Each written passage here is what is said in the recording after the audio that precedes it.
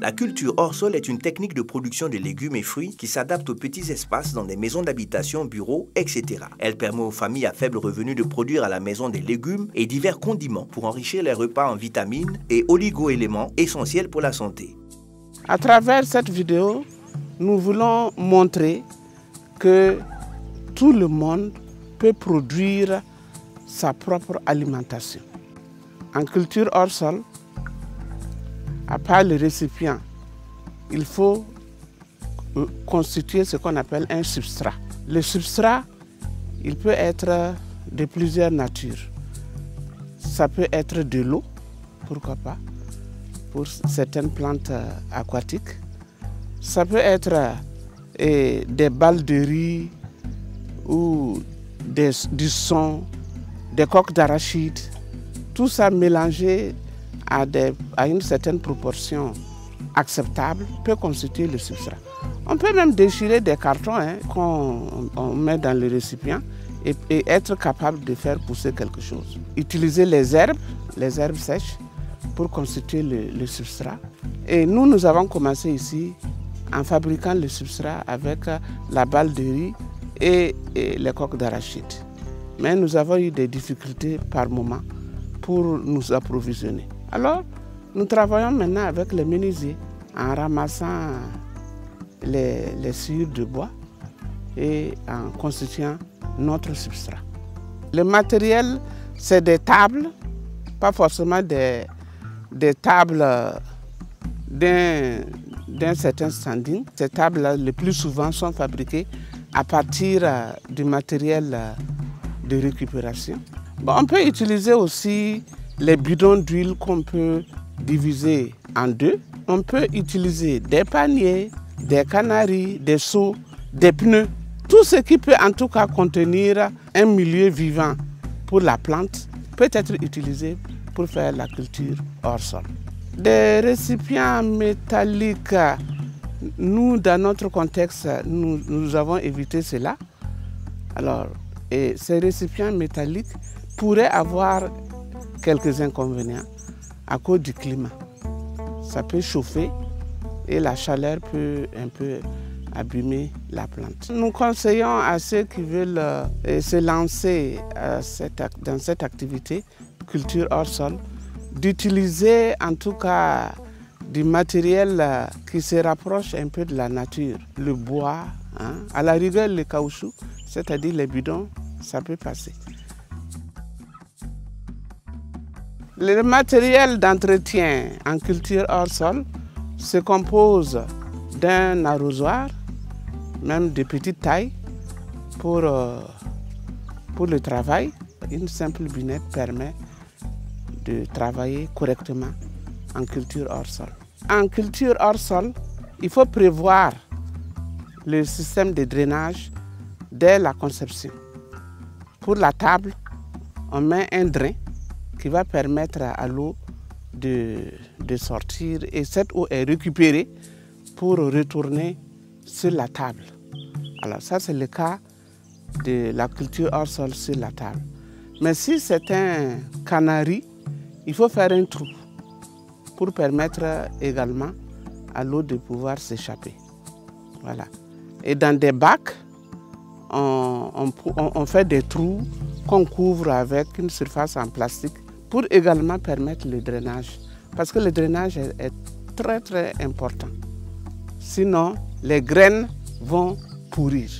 Comment produire en hors sol? Au départ, il y a la motivation. Et ensuite, il faut d'abord rassembler le matériel, du substrat jusqu'aux semences et même aux plants que vous voulez reproduire. La préparation des conteneurs. Après avoir choisi son support, je prends le cas de la table qui est plus simple. Alors, on doit remplir cette table de substrat. Et ce substrat, c'est les coques d'arachide, les balles de riz ou les sciures de bois. Il faut seulement savoir où aller le prendre. Une fois qu'on l'a pris, si c'est les balles de riz et les coques d'arachide, on peut les nettoyer un peu pour réduire la charge des microbes.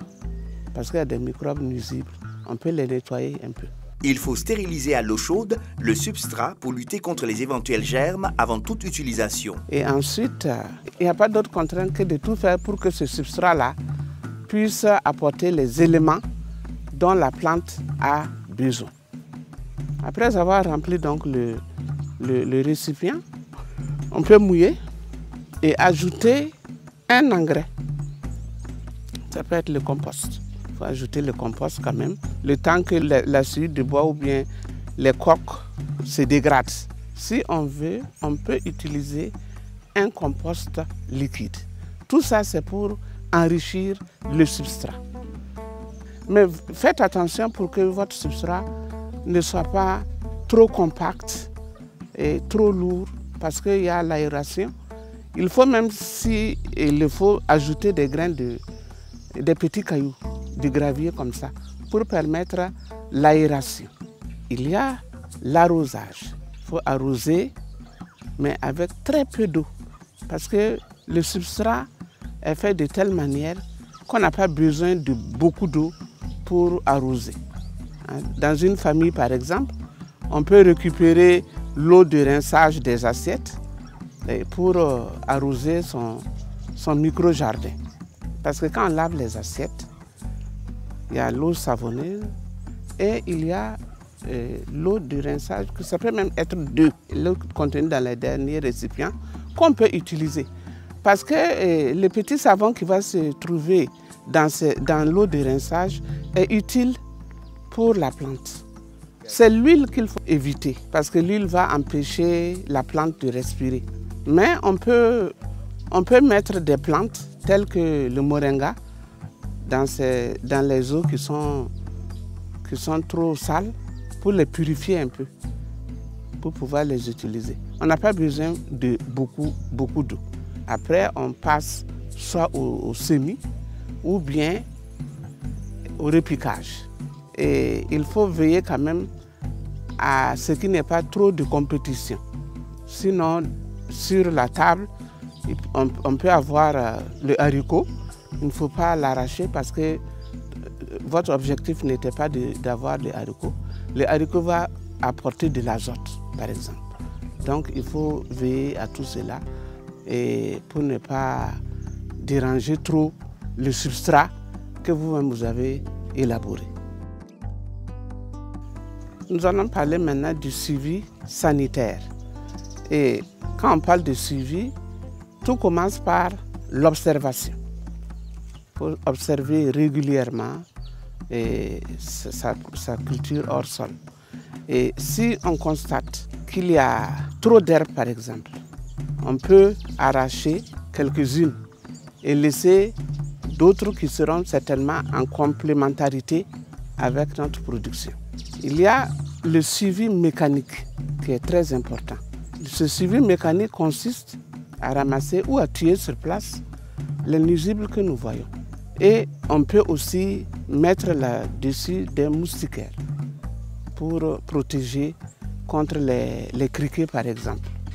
Lorsque on constate qu'il y a d'autres nuisibles, alors en ce moment, on commence à utiliser des plantes en macération, c'est-à-dire des extraits de plantes. Et par notre expérience, dans tout extrait ici à la saisonnière, nous mettons les feuilles de Nîmes, parce que les feuilles de Nîmes ont un spectre assez large. Et selon maintenant le type de maladie, si c'est des champignons, on utilise le physalis, qui est une plante qu'on trouve beaucoup pendant l'hivernage. Et on fait la macération. C'est une macération que nous faisons ici. On n'a pas de moyens pour extraire. On fait la macération et on utilise le filtrat pour pulvériser. Et si nous constatons une résistance encore, on peut ajouter du piment, le gingembre, on peut ajouter l'ail parce que ça dégage des odeurs qui répulsent souvent les insectes ou les nuisibles. Les oignons, pareil. comme insecticide. L'huile de Nîmes aussi, hein, pour les feuilles, c'est valable pour l'huile.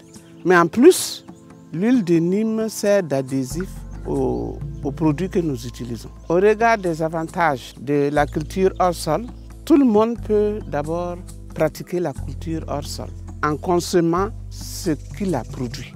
Ça, c'est très important. On choisit la spéculation, on a le choix. Et en plus, on est en contact avec la nature. Ça donne en tout cas une certaine joie de pouvoir produire et de voir l'évolution de ce qu'on met. Et nous avons aussi la sécurité alimentaire. Et on peut disposer de ce que nous voulons manger à tout moment. Il n'y a pas de contrainte quand on fait la culture hors sol. Et il y a aussi le coût.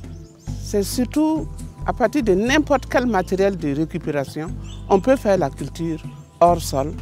Il n'y a pas de surface, hein, quelle que soit la surface. Il n'y a pas de question de place à la maison. Hein. Dans un petit coin, on peut produire ne serait-ce que le persil, ne serait-ce que la laitue pour accompagner nos repas. J'invite à tous ceux qui veulent se lancer en la culture hors sol de ne pas hésiter parce que d'abord c'est un plaisir. On choisit les légumes que l'on veut produire. Ça ne demande pas de l'espace, quelle que soit la surface, la dimension du récipient, on peut le faire. On n'a pas besoin d'aller acheter un seau, d'aller acheter un récipient pour ça. Et tout le monde rencontre des pneus dans la circulation. Il suffit de les ramasser pour trouver un endroit à domicile et commencer. Ce n'est pas coûteux. On produit ce qu'on va consommer. Quel plaisir! On peut également, même si on a des difficultés, on peut venir par exemple au niveau de certains jardins, tels que la saisonnière, pour avoir des renseignements et commencer. Et même les services de l'État qui peuvent accompagner ce genre d'activités pour la vulgarisation de la culture hors sol. La production hors sol est un excellent moyen pour disposer en toute saison de légumes et fruits frais et sains pour la consommation familiale à moindre coût. Pour ce faire, elle contribue à l'atteinte de la sécurité alimentaire et nutritionnelle des ménages, aussi bien ruraux que citadins.